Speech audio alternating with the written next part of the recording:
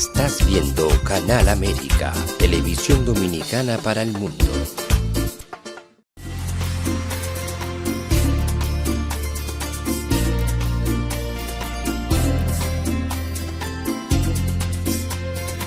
A Time for Truth show is sponsored by the Office of Dr. Bernard Fialkoff, a periodontal, dental implant and laser specialist in New York City, for over 40 years. Dr. Fialkoff was honored by the International College of Dentists and Pierre Fauchard, and received the Presidential Lifetime Humanitarian Honor from the White House. Call us at 718-229-3838. Sometimes life can be so damn hard. You don't know where to go. Everything keeps falling apart. Yeah. You try to do your best, but only God knows that you've given everything you've got, but the world takes you down. You just keep moving on. Let your fears. Welcome to A Time for Truth show. I'm your host, Dr. Bernard Fialkoff, and it's a pleasure to have you back with us again tonight. Many of you have been wondering how to subscribe to the show. It's very simple. Go on YouTube. Click on A Time for Truth show, hit the subscribe button. We'll be happy to have you as one of our members. There's no fee. And you'll be availed of the last 4 years of programs and episodes on so many different varied topics. And tonight, we're going to cover one that's afflicting many people now. It's after the holidays. They spent a lot of money, incurred tremendous debts, and they feel stressed, they feel tight. And it happens all over the community, so there's a ripple effect, and there's a feeling, there's a sensation. And sometimes if it's national, you get a hecticness about economy, you get many newspaper articles, media programs, and documentaries, and what's happening. We're talking about economics.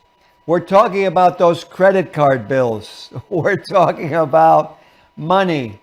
We're talking about something that worries so many people, and yet some people seem to do so well. So tonight's show is not a show of discussion, but actually of presenting some very vital, crucial points that you can apply in your life starting tonight. And so let's get started right away. An engineer, let's put on our first image on the screen, because we're suffering in our country from economic travail. People thinking of wealth. But when we think of wealth, what is wealth? What is richness? Is it just money? Because if you have money and you don't have food to eat, can you eat the paper? Can you swallow the metal? Is it going to help you to survive? If we're just talking about paper money or coin money, is that going to help you get someone to fix your heating system in the wintertime, or help you with your physical problem? Where's the physician that you need? Or maybe you have a legal problem. And is wealth really having a wealth of friends and community that are interacting? What is richness? What value is it? And I put this up deliberately because you see what's happened in California, where we have a stark realization on life, not to take life for granted, which we sometimes tend to do. The fires that are going across the state of California, the destruction that's occurring, the homelessness that's being created, the strife, the stress, and the cost. And we say, well, the insurance companies will cover it, but what about the insurance companies? Who subsidizes them? And where does that money come from? And we see that in actual life, we really do have, as it said in Lion King, the circle of life. Let's go on to the next image. And let's look at a quote that's very important and that really is appropriate, even though President Washington mentioned this so many years ago, maybe about 250 years ago now. And he said something very pertinent to what we're experiencing right now in our country with many of the different catastrophes that are occurring. The time is now near at hand, which must probably determine whether Americans are to be free men, or slaves. We say, well, what does that have to do with economy? Well, economy is not just economy of having money in your hands, because freedom to utilize that money is important. So we have to realize that to receive and to have good economic position demands that we protect and invigorate or empower our very nation. Because you see what's happening when it hasn't been done and when it's been self-serving interests, self-interest, and there's been economic hardship that's led to other consequences. His remark is very, very appropriate to what we're experiencing now. Will we maintain the wealth of freedom that allows us to work the way we want, that allows us to incur the lifestyle and live the way we want? Very important facts to consider. Let's go on to the next image, engineer. And this one from a man named Ron Hubbard, where he mentions that freedom is for honest people. No man who is himself not honest can be free. He is his own trap. And you say, well, what does this have to do with economy? Very simple, because I'm a surgeon for 44 years. And when I speak many times to my colleagues, they don't realize that the patient can discern what the quality and integrity of that dentist is very quickly from his honesty level, from the way he communicates, from the way his office feels. You could have a beautiful office, spend tremendous sums of money decorating it with all types of technological breakthroughs and wonders. But if you don't have that vibe, that feeling, that synchronicity in the office that comes from being honest, from having a calm, serene atmosphere, those patients will go right back out the door, write bad reviews, and never return to you. And so you will suffer the economic consequences of that trap that we're talking about. Doing crowns that weren't really required because you wanted to do well economically, not thinking of your patient's economics. Because when that patient doesn't get a product, he now has to go to another dentist, if he's lucky enough to have another chance, and spend more money to repair what wasn't done correctly to begin with. And he's angry and lashes out, or maybe talks to the community affecting all of dentistry, which one of my friends has always mentioned. We want to have a community that's honest. We don't want a chaotic community. We don't want criminality in the community, because it affects the entire community.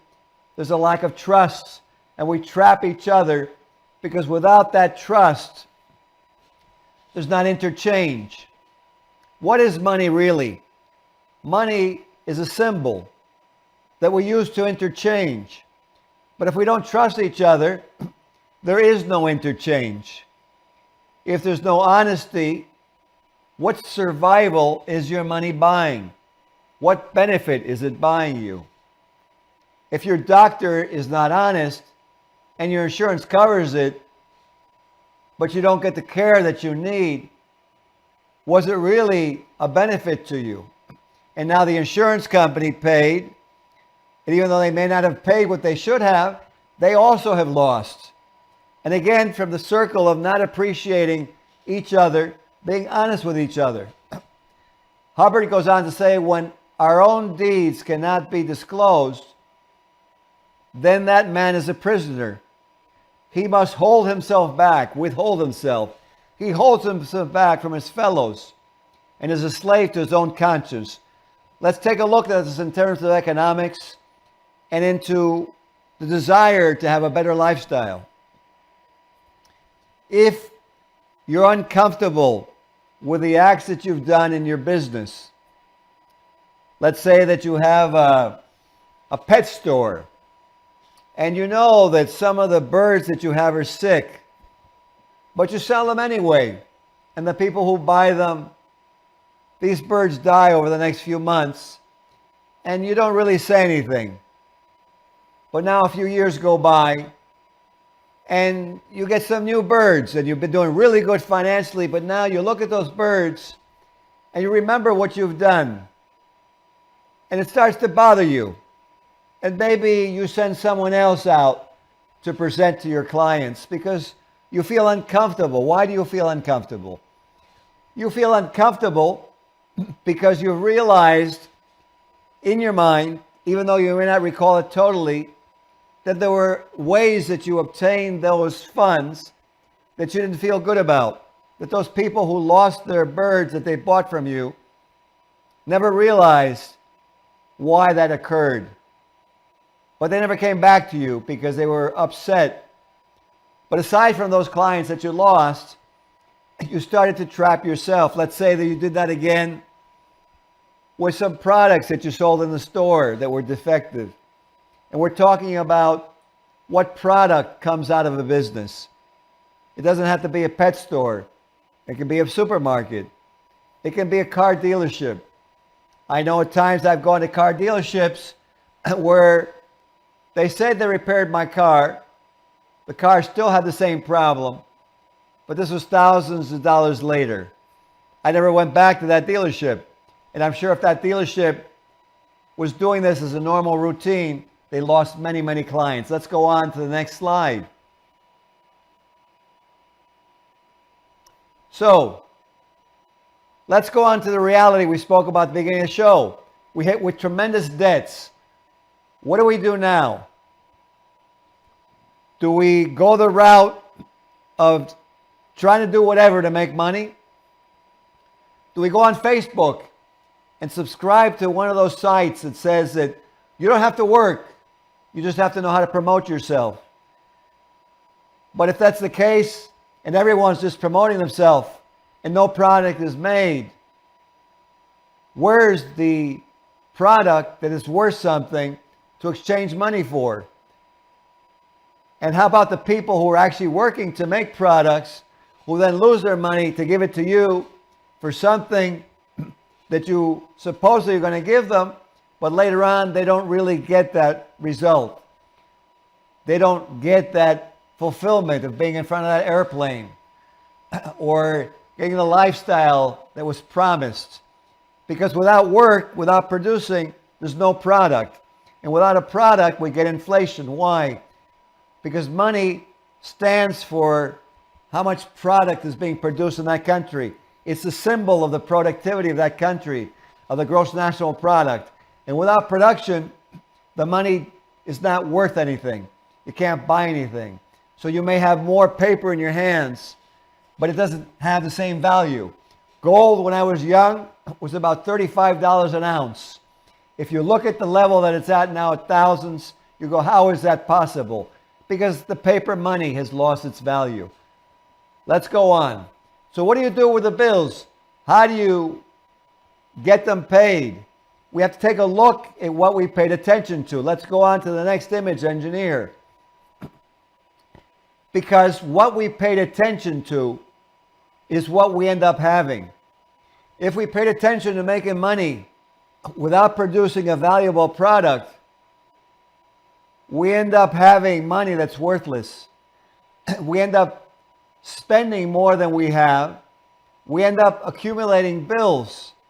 Your family if they've been contagions or infected by the same way of thinking, which sometimes is an entire community, then the community doesn't produce. And the community just desires and spends and develops tremendous debts, or what we call deficit spending in our country. But how long does that go on?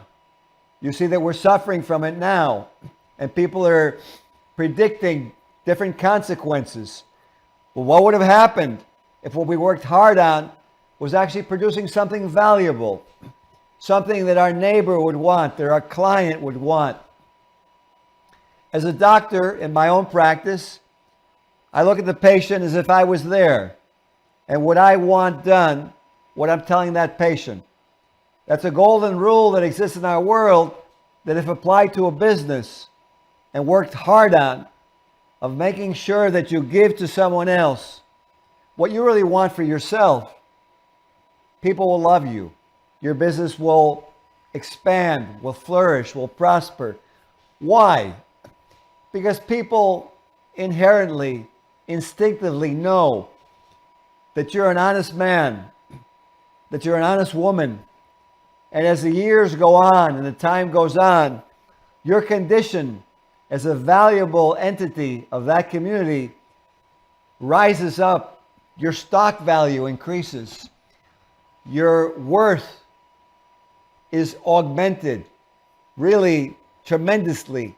Your reputation, aside from the reviews, word of mouth reputation, skyrockets. And you do well because you've concentrated hardest not on the money, but on servicing the other people and helping them, giving them survival, giving them a product that works, that they're happy with, giving them healthy treatment, good, nutritious food. We can look at this in many different aspects. Let's go on to the next image. So, how do we apply this then? Hubbard said something very interesting, that the basic formula of living is having and following a basic purpose. If you look at this with Walt Disney at one time said that he had to mortgage everything when he first established Disneyland in California. Why did he mortgage everything? Many people probably thought he was insane. But he had a dream, a basic purpose, and he wanted to live that dream. And so now you know about Disney World, at Disney all over the globe, internationally. Why? Because Disney followed and had a basic dream, purpose, a reason for his life. Really, that's so important when you look at an athlete like Kobe Bryant. He always talked about how he worked day in and day out, striving to be the best. That was his formula for living, his following his purpose to be the best NBA basketball player that there was. And so he lived his life in that fashion. Let's go on, engineer, to the next image. What did William Shakespeare say? And why is he so widely regarded and so popular so many years later? Because of the product that he produced, the plays, the essays, what he left his fellow man. And William Shakespeare said, "No legacy is so rich as honesty." So when you look at what we're looking for, we're looking at how not to have these credit card bills. So we have to take a look at, to be honest, so that our legacy is not a pile of bills at our kitchen table that we know not how to pay, but our legacy is that we're an honest mechanic, an honest painter, an honest electrician, physician, attorney, politician. And with that honesty, the legacy that follows us is our goodwill. It's our word of mouth. And what starts happening, everyone seeks you out. Everyone wants to come to your business, to your restaurant. It's the best restaurant. And your legacy, because of your honesty in producing something for your fellow man, then gives you wealth. We call that being rich. But aside from the money, you have the wealth of people loving you. You have the reason that they came to you to begin with is that they trusted you. And the Surgeon General of the United States of America recently came out with how important that is in health. Check it out online and you'll see how your honesty and interaction as a human being with others, according to the Surgeon General of the country, gives you well-being mentally and physically. Let's go on to the next slide, engineer. Now, Hubbard said, trustworthiness is highly esteemed commodity. And when one has it, he is considered valuable. So you want to be valuable. You want to be more valuable than gold because you want to be valuable to your comrades, to your companions, to your fellow neighbors, to your friends, your family. Your value is what they really look for. Let's go on to the next slide, engineer. And let's take a look at what Abraham Lincoln said. The best way to predict the future is to create it. And heeding the words of Abraham Lincoln, who brought so much civil rights to this country, let's put on this video and let's take a look at what we should avoid so that we can have a valuable life of wealth of friends that leads to wealth and richness in many other ways. Let's have the video, engineer. 9. Don't do anything illegal.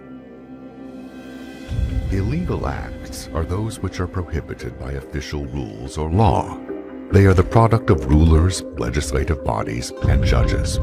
They are usually written down in law codes. In a well-ordered society, these are published and made known generally. In a cloudy and often crime-ridden society, one has to consult an attorney or be specially trained to know them all. Such a society will tell one that ignorance is no excuse for breaking the law. Any member of society, however, has a responsibility, whether young or old, for knowing what that society considers to be an illegal act. People can be asked. Libraries exist where they can be looked up. An illegal act is not disobedience to some casual order like go to bed. It is an action which, if done, can result in punishment by the courts and state, being pilloried by the state propaganda machine, fines, and even imprisonment.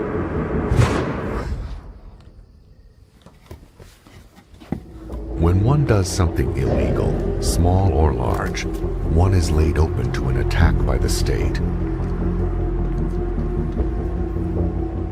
It does not matter whether one is caught or not. When one does an illegal act, one has weakened one's defenses. Almost any worthwhile thing one is trying to accomplish often can be done in perfectly legal ways. The illegal route is a dangerous and time-wasting shortcut. Imagined advantages in committing illegal acts usually turn out not to be worth it. The state and government tends to be a rather unthinking machine. It exists and works on laws and codes of laws. It is geared to strike down through its channels at illegality. As such, it can be an implacable enemy, adamant on the subject of illegal acts. The rightness and wrongness of things do not count in the face of laws and codes of laws.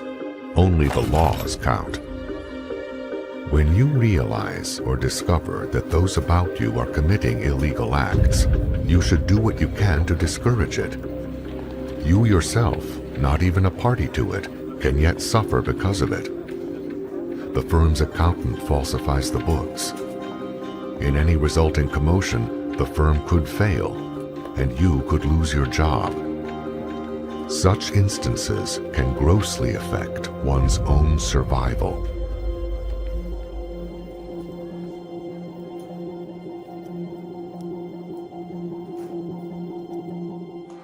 As a member of any group subject to laws, encourage the clear-cut publication of those laws so they can be known.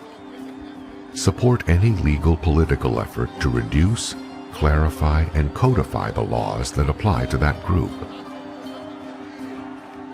Adhere to the principle that all men are equal under law, a principle which, in its own time and place, the tyrannical days of aristocracy, was one of the greatest social advances in human history and should not be lost sight of. See that children and people become informed of what is legal and what is illegal, and make it known, if by as little as a frown, that you do not approve of illegal acts. Those who commit them, even when they get away with them, are yet weakened before the might of the state. The way to happiness does not include the fear of being found out.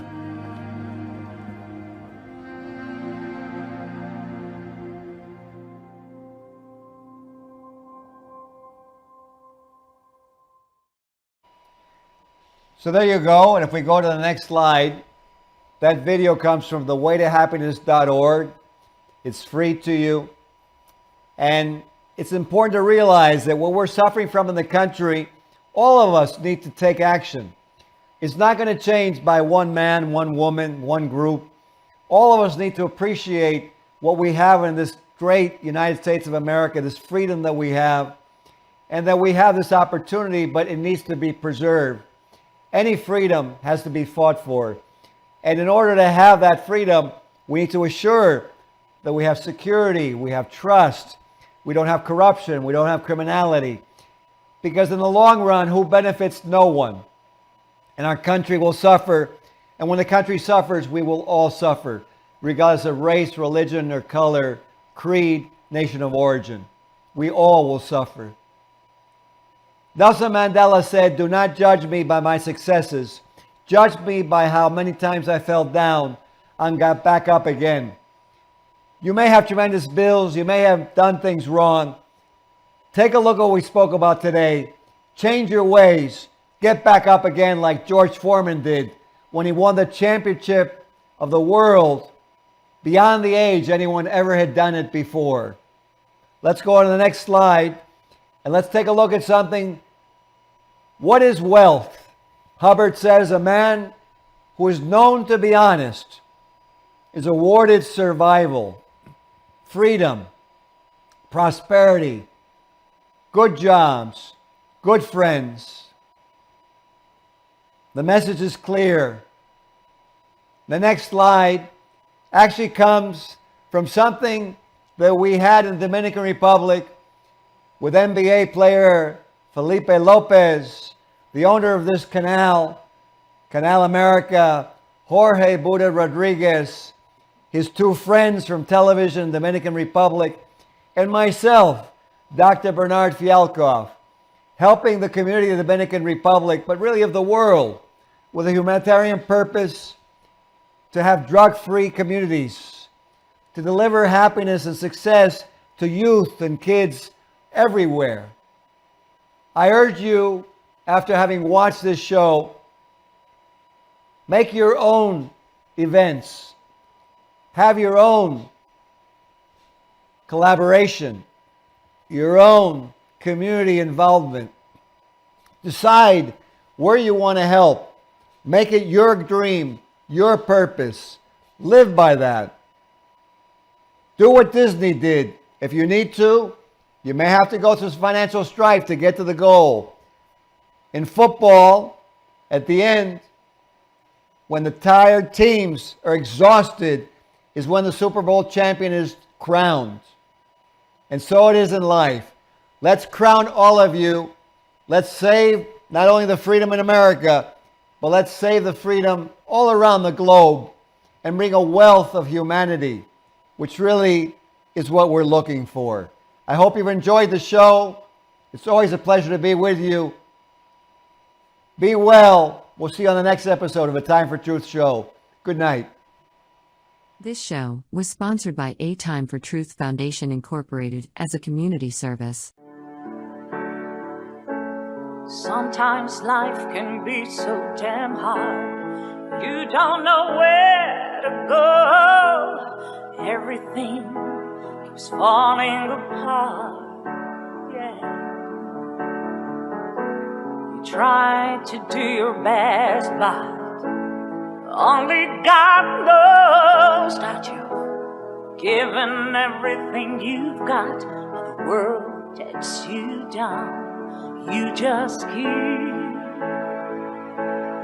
moving on. Let your feet